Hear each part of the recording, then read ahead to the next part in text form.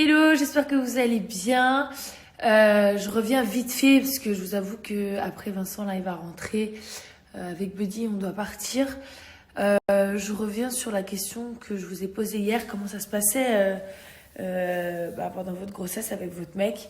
Alors il y en a beaucoup qui ont pensé que je posais la question au niveau de la sexualité. C'était pas le cas, mais par contre j'ai été ravie de savoir comment ça se passait vos relations sexuelles. C'est vrai que c'était hyper intéressant.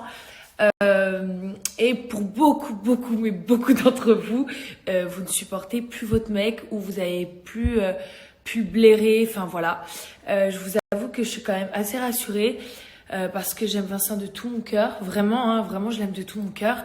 Mais je sais pas comment vous expliquer. Parfois, il crée un sentiment en moi de haine et de colère tellement profond que je me dis c'est pas normal. Et d'avoir lu tous vos messages, je vous jure que ça m'a rassurée parce que je commençais à avoir peur de me dire ça y est, j'ai pété les plombs, je suis en pleine crise, j'ai 30 ans, pourtant c'est pas l'âge où tu te pètes les plombs.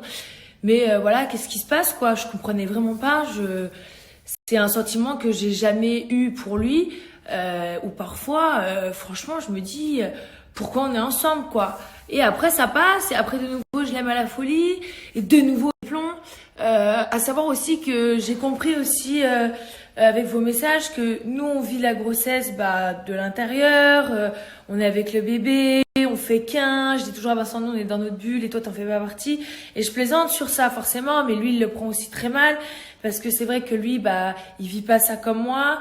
En plus, entre les mecs qui en ont rien à foutre, ceux qui prennent ça à la légère, ceux qui se sentent pas encore papa, ce qui est normal, ceux qui sont trop à fond. Enfin voilà, moi parfois j'ai envie qu'il me touche le ventre et parfois pas du tout, ça m'exaspère, me touche surtout pas le ventre. Enfin voilà, c'est très compliqué. Donc déjà moi de base, je suis quelqu'un qui vit tout à 1000 avec mes sentiments, que ce soit positif ou négatif. Mais alors là, écoutez-moi bien, c'est pas je vis les choses à 1000. C'est je suis complètement fracassée du ciboulot. Donc voilà, c'est vraiment les extrêmes. Mais je suis déjà dans les extrêmes de base. Mais là, le pauvre, je vous le dis, le pauvre. Voilà, je tenais vraiment à vous remercier pour tous vos messages. Je suis un peu amnésique, donc j'ai oublié ce que je vous ai dit juste avant. Donc peut-être que je risque de me répéter. Enfin voilà, la folle, complètement starbée la meuf. Mais voilà, je vous remercie parce que ça m'a vraiment aidé à prendre conscience que quand je m'énerve parfois pour pas grand chose, c'est peut-être dû à mes hormones. C'est vrai que c'est quelque chose qu'on contrôle pas. Moi, j'arrive pas à me contrôler, je vous jure. Je peux péter les plombs, je peux partir en crise de nerfs, je peux pleurer, après je peux me prendre un fou rire.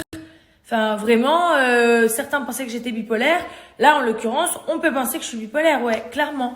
Parce que je sais pas comment vous expliquer, c'est plus fort que moi. Je peux recevoir une lettre par la poste, une carte postale et me mettre à pleurer. Je peux regarder un film ridicule censé être humoristique et me mettre à chialer.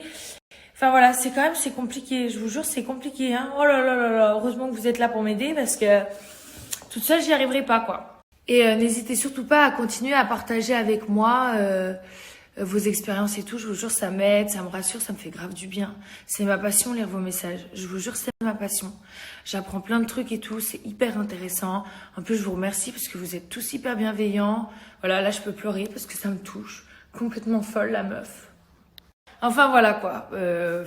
Bref, je sais même plus ce que je voulais vous dire. Je sais même plus. Je m'excuse pour la story de 3 kilomètres. Je pourrais continuer comme ça des heures.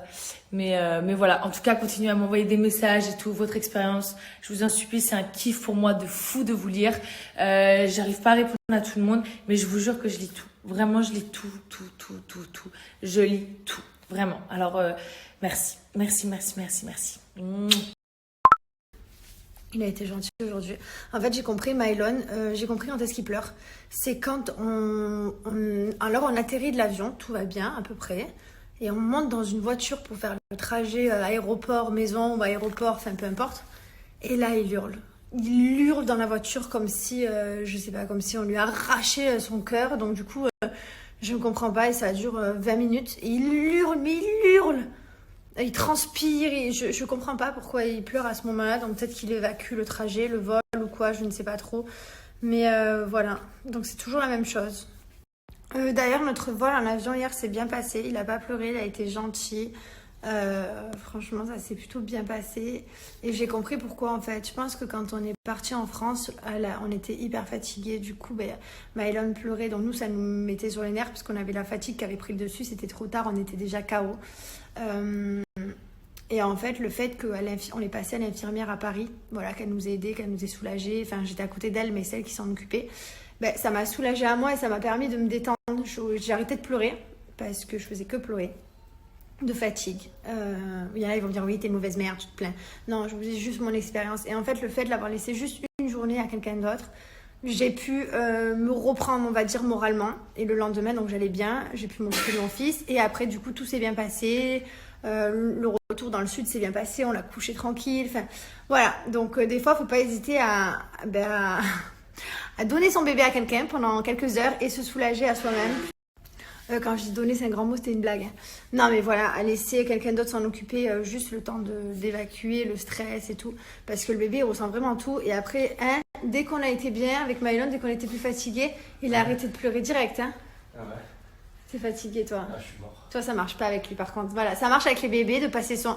Mais moi, si je passe mon homme à quelqu'un d'autre, ça ne marchera pas. Voilà.